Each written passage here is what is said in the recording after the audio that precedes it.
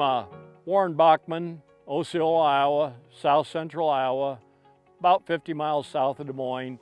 And I've been farming in this area for 47 years and farmed for 14 years before I moved down here. So if you plant in the dust, your bins will bust. If you plant in your mud, your crop's a dud. We've not had an excess of moisture, but just enough to keep us out of the field. Our planting conditions here in south central Iowa have not been good. Last year I was finished with everything the 4th of May. It's the 13th of May today. We've not planted any corn, which normally we plant first. We've only planted 160 or 70 acres of beans, less than a third of our beans. We just need some dry weather. There's very little been done right in this area.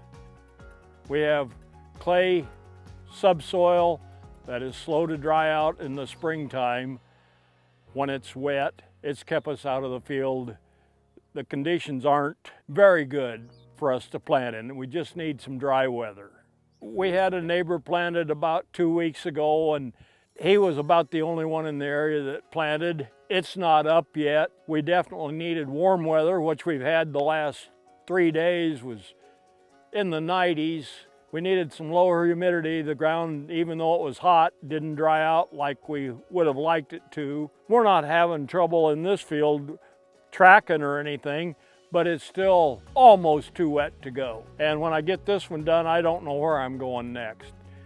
You've got to pick and choose each farm by how dry the ground conditions are.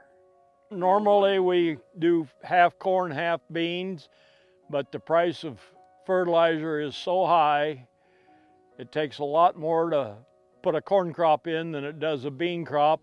So instead of being 50-50, we're going to be about 1/3 corn, 2/3 soybeans this year.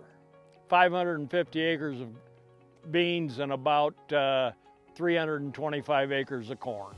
We're just medium-sized farmers anymore. Old enough, we're probably not going to grow. We're on the coasting mode. If you don't have the fertilizer on, it's no problem at all to switch. And you put the fertilizer on either in the fall after the previous crop's been harvested, or you put it on now before you plant. Generally, we have not fertilized for soybeans. We put a good dose on for corn and have a little carryover from the year before to the soybean crop. Yeah, if you put the fertilizer on in the fall, you're pretty much locked into what you're going to grow. We put fertilizer on with our cover crop, so that'll be helping these soybeans. But like I said, normally we don't put fertilizer on our soybean crop. Now, I think that's a trend that's changing. I think more and more people are probably putting fertilizer on. We've been spending our fertilizer dollars for the corn crop and having some carryover then for the bean crop. We're not late yet on the beans.